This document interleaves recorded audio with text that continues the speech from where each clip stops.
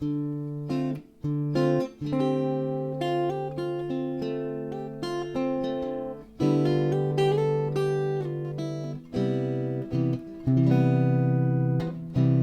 everybody, this is Danny Class. The 2-5-1 progression is a very common diatonic harmony chord progression that is found in jazz and other music, but you've probably heard it before, mostly in jazz.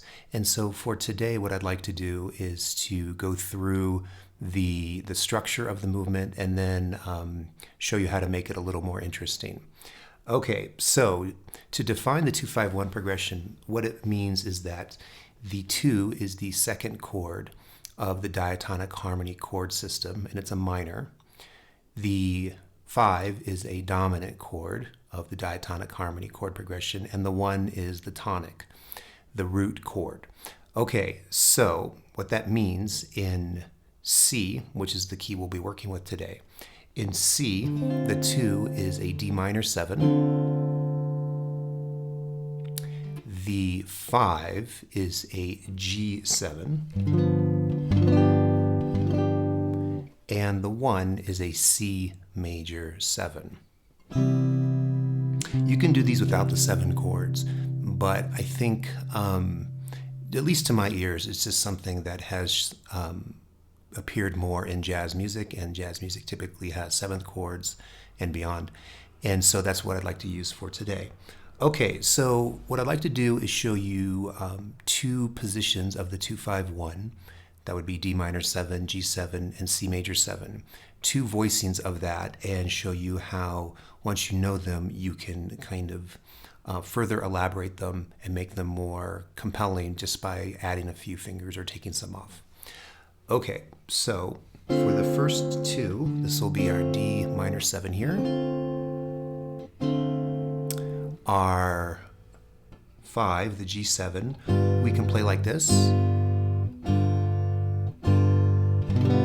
And the C major 7, we can play like this.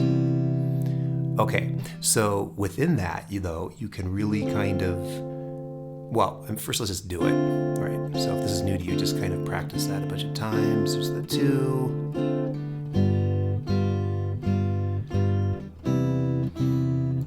Just kind of whatever feels right, whatever feels musical, to really get those fingerings down. But then once you do, this is where the fun starts, because we can add a few things or take some off. For example, with the 2, the D minor 7, and what if we put our pinky here on the G, took it off,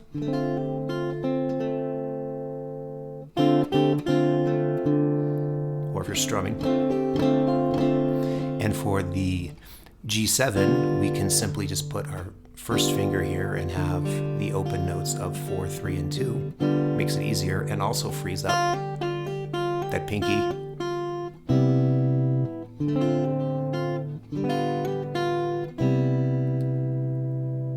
Now there's many opportunities to kind of mess with it in certain ways.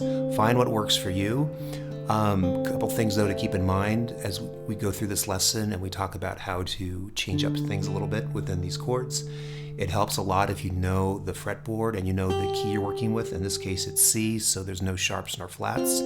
So that's how I knew that, well, wait a minute, this is on this 3rd fret on the 1st string. Well, that's a G. So without knowing too much theory, you know, well, that's in the key because it's not a sharp or flat. Put it in and see what happens. It turns out it works very well in this case. Having to do with what it is, it's a 5th, it's a dominant 5th, and so that's a very strong note in the key. But you don't have to know that. Just know that it's not a sharp nor a flat. And if you don't know the fretboard, then try it anyway and see what happens, or take fingers off. So for example, on the G7, if you took off on this fingering, if you took off your first finger, it's still within kind of, let your ears be the guide. It still sounds okay. Okay, so that's one place where you can play the 2-5-7, and I wanted to show you another one. These are the same chords, just voiced differently. Here's the 2, the D minor 7. Here's the G7. here's the 1, the C major 7. Okay, so within these, same thing. We've got some pinky action, don't we? Putting my pinky here from the D minor 7 on the 2nd string in front of the 8th fret, another G. And for the G7, putting my pinky here. You know, the pinky, I did a lesson on this, is important in that you can really kind of add some color to your notes by simply adding it in. In this case, I'm putting it kind of here in the 5th fret, basically. All of these notes will work. And then to the 1, the C major 7. This one is really, really cool, I think. It's different, though.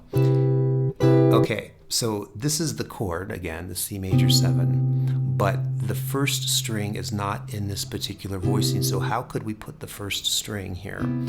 Well, we can do that by simply, you know, it's not that simple, but we can use still our 1st finger, but this part of our 1st finger here on the inside to press down on the 1st string on the 7th fret. And so here it is without that, and here it is with that part of that 1st finger way up there. It takes some getting used to, but it changes the sound of the chord. It doesn't change the chord because that's a B, which is part of the chord, but it makes it more interesting. So here is that progression again. D minor 7, G7.